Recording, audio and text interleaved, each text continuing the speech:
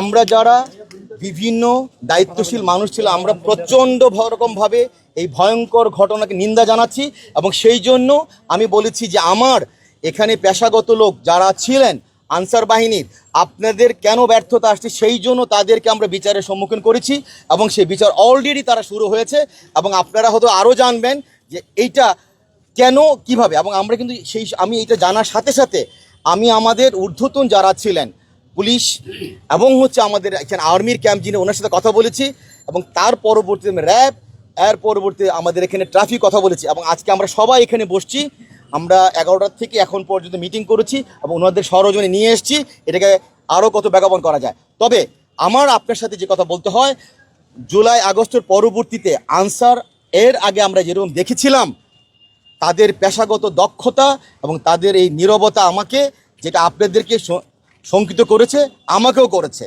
এবং আপনারা হয়তো জেনে থাকবেন জুলাই আগস্টের পরবর্তীতে আনসারের যে কাঙ্ক্ষিত ভূমিকা যে প্রতিষ্ঠান পাবে সে পাচ্ছে না সেই জন্য আনসারের এখানে আমাদের অধিনায়ক আসছেন উনি ব্যাটেন ওনাকে বলা হয়েছে যে উনি বলছেন স্যার আমি পুঙ্খানুপুঙ্খ দেখব যে এটা কেন কার গাফিলতিতে হয়েছে।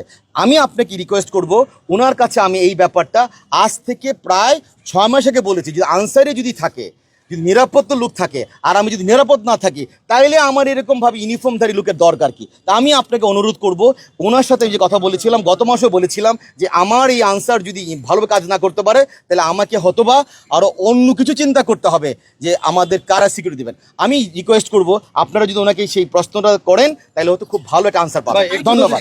জি অসংখ্য ধন্যবাদ আপনাকে। একটি বিষয় আমরা ভিডিওতে যাকে দেখেছি পাথর নিক্ষেপ করতে আমরা জানিয়েছি যে উনি হাসপাতালে অ্যাম্বুলেন্স চালাতেন এখন চালান আপনারা থেকে শোনা সাথে আরেকটা প্রশ্ন হচ্ছে যে ওই দিন আনসার ছিল না এখানে ডিউটিতে কেন ছিল না যেহেতু হসপিটাল বাউন্ডারি গেটের মধ্যে থাকে পরিচালক সাহেবের এই গেটটাতে হচ্ছে ক্যামেরা এখানে আজকে লাগানো দেন না একটা সংবেদনশীল জায়গা ওটা এখানে আমাদের আনো অনেক কিছু সিসিটিভি ব্যাপার আছে আপনি এটা আচ্ছা একটু আনসারে দেন আমরা নিয়ে নিই। পাথর নিক্ষেপকারীকে আপনারা চিনতে পেরেছেন কিনা? না পাথর নিক্ষেপকারীকে আমরা চিনতে পারিনি আমার এখানে যে দায়িত্বপ্রাপ্ত কমান্ডার ছিলেন আমি এখানে ছিলাম না উনি বলতে পারবেন। আরেকটা বিষয় হচ্ছে এই গেটটাতে আমাদের এতদিন রোস্টার অনুযায়ী ডিউটি ছিল দুপুর 2টা পর্যন্ত 2টার পরে এই গেটটা ক্লোজ হয়ে যাওয়ার কথা। এটা যদি কোনো আনসারের ব্যর্থতায় ক্লোজ হয়ে থাকে বা কোনো ব্যর্থতা থাকে সেটা আমি আমার ঊর্ধ্বতন কর্তৃপক্ষকে জানিয়েছি। আমি থানা অফিসার আমার যারা উপরে আছে তাদেরকে আমি জানিয়েছি তারা সব কিছু বিচার বিশ্লেষণ করে ব্যবস্থা নেওয়ার চেষ্টা চালাচ্ছে। জয়েন করেছি আমি এসেই ফেব্রুয়ারির মাঝামাঝি 2024 আমি এখানে পুলিশ বক্স স্থাপনের জন্য আমরা আমার ঊর্ধ্বতনকে জানিয়েছি। ঊর্ধ্বতন তারপর সেই প্রেক্ষিতে আমাদের কিন্তু এখানে নিয়মিত পুলিশ এবং পাশাপাশি র্যাব টহল দিত বাট আগস্টের পরবর্তীতে সেটা অনেকাংশে শিথিল হয় আপনারা সবাই জানেন। সেই জন্য আমি আবার আশঙ্কা করছিলাম সেই জন্য আমি আবার সেপ্টেম্বর মাস গত বছরে আবার স্থায়ী পুলিশ ক্যাম্পের জন্য আবার লেখার পরে আমাদের মন্ত্রণালয় জননিরাপত্তা অর্থাৎ স্বরাষ্ট্র মন্ত্রণালয়ে চিঠি লিখেছেন পার্মানেন্টলি পুলিশ বক্স স্থাপনের জন্য। সেই জন্য পুলিশ অথরিটি এখানে এসছেন এবং ওনারা এটা এখন কার্যকর করার জন্য আমি বারে বারে বলে আসছিলাম ওনারা আমাদেরকে কথা দিয়েছেন এটা অতি সত্বর ব্যবস্থা নেবেন। বাট এর মাঝে বলে রাখি তারা কিন্তু এখানে নিয়মিত টহল দিতেন বাট সেটা যথেষ্ট ছিল না আমার দৃষ্টিতে। সেই জন্য আমরা পার্মানেন্ট একটা পুলিশ বক্স চাচ্ছি আর আনসার সদস্যদেরকে আরও সক্রিয় হওয়ার জন্য বলেছি কারণ তাদেরও এরকমভাবে পেশাগত যে দক্ষতা এবং তাদের যে মানবিক এবং তাদের যে মানসিক যে শক্তি এটা অনেকাংশেই আমরা জুলাই আগস্টের পরে কমতি পেয়েছি। তারই ধারাবাহিকতা আমরা দেখেছি আনসার থাকা সত্ত্বেও অনেক ক্ষেত্রে তারা তাদের কাঙ্ক্ষিত ভূমিকা আমরা পাইনি। সেই জন্য কোন জায়গায় কেন এটা হয়েছে এবং সেই জন্য আমরা উচ্চতর মহলে সেটার জন্য জানিয়েছি এবং তদন্ত অলরেডি শুরু হয়েছে। কোথাও যদি কারো ব্যর্থতা থেকে থাকে তাকে আইনানুগ ব্যবস্থা নেওয়া হবে। এর মধ্যেই যারা এরকম দায়িত্ব পালনে অবহেলা করেছে তাদের ব্যাপারে ব্যবস্থা জোন অধিনায়ক নিচ্ছেন।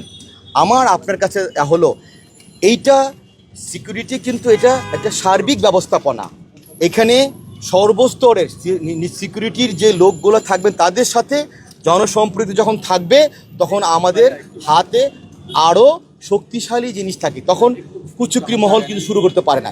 এই জন্য আপনাদের মধ্যে জানাতে চাচ্ছি এই জিনিস এরকম না যে গত 9 তারিখের ঘটনার পরে এই জিনিসটা আমরা চিন্তা করছি। আমি আপনাদের বলি আমি এইখানে জয়েন করার পর থেকেই যেহেতু এটা সেবামূলক প্রতিষ্ঠান এবং শিক্ষা প্রতিষ্ঠান, সেই জন্য যেখানে মানুষের জীবন ও মরণের ব্যবস্থা, সেই জন্য সিকিউরিটি দ্য ফার্স্ট কনসার্ন।